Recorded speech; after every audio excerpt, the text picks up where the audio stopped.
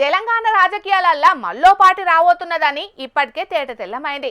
మరి ఆ పార్టీ జనాల ముంగటికి రావడానికి ఇంకెన్ని రోజులు పడుతుంది? రాబోయే పార్టీ ఏ సిద్ధాంతాలతోటి పనిచేయబోతున్నది, ఎవరి కోసం పనిచేయబోతున్నది, ఏం కథ అనేది ఇంకా పురాగా తెలియదు. కానీ దానికోసం ఏర్పాట్లు మాత్రం బాగానే జరుగుతున్నాయి. మరి ఆ పార్టీ ఏంది, జరుగుతున్న ఏర్పాట్లు ఏంది అనేది పురాగా అర్చుకుందాం పాండ్రులా. మాజీ సీఎం కేసీఆర్ బిడ్డను కారు పార్టీ నుంచి సస్పెండ్ చేసినాక జాగృతి జనం బాట పేరు మీద జనాలల్ల తిరిగిన కవితక్క పార్టీ వెట్టుడు పక్కా, వచ్చే ఎన్నికలలో పోటీ చేసుడు కూడా పక్కానే అని ఇప్పటికే కుండబద్దలు కొట్టినట్టు చెప్పింది. దానికోసానికి ఇప్పటికే అన్ని తీర్ల అస్త్రశస్త్రాలు సిద్ధం చేస్తున్నది కవితక్క.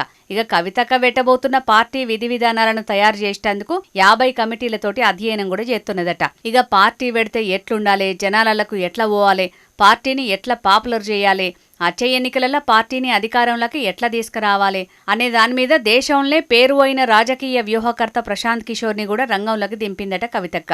2 నెలల్లోనే 2 మాటల హైదరాబాద్కు వచ్చిన ప్రశాంత్ కిషోర్ పార్టీ గురించి శానా ముచ్చట్లే మాట్లాడిండన్న గుసగుసలు బగ్గనే వినబడుతున్నాయి. మొన్న సంక్రాంతి పండుగ యాళ్ళ కూడా ఇద్దరి నడుమ పార్టీ గురించి చర్చలు జరిగినాయట. కానీ ఈ ముచ్చట్ని ఇప్పటికే ఇటు కవిత అటు జాగృతి ప్రతినిధులు బయటికి తెలవనిత్తలేరు.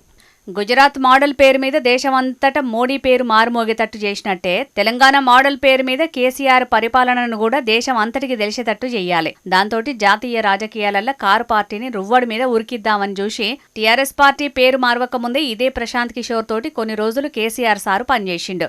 ఏం ప్రచారాలు చేయాలి, ఎట్లా చేయాలి, ఏం కథ అనే దాని మీద కొద్ది రోజులు మంచిగానే పనిచేసింది ప్రశాంత్ కిషోర్ టీం. కానీ ఆఖరికి ఆయన చెప్పిన పనులు నచ్చలేదని ప్రశాంత్ కిషోర్ ను పక్కన పెట్టి సొంత ఆలోచనలతోటి ముంగడికి పోయిండు కేసీఆర్ సార్. ఇక మొన్నట్ల బీహార్లో జరిగిన ఎన్నికలలో ప్రశాంత్ కిషోర్ జనసురాజ్ పార్టీ తరపున అభ్యర్థుల్ని నిలబెట్టిండు గానీ ఒక్కలంటే ఒక్కల్ని కూడా గెలిపించుకోలేకపోయిండు. దీంతో సొంత పార్టీ అభ్యర్థుల్ని గెలిపించుకోలేనోడు ఇక పొరుగు రాష్ట్రాలలో వేరే పార్టీలనేమి అధికారంలోకి తీసుకొస్తాడని చాలా మంది రాజకీయ విశ్లేషకులు అంటున్నారు.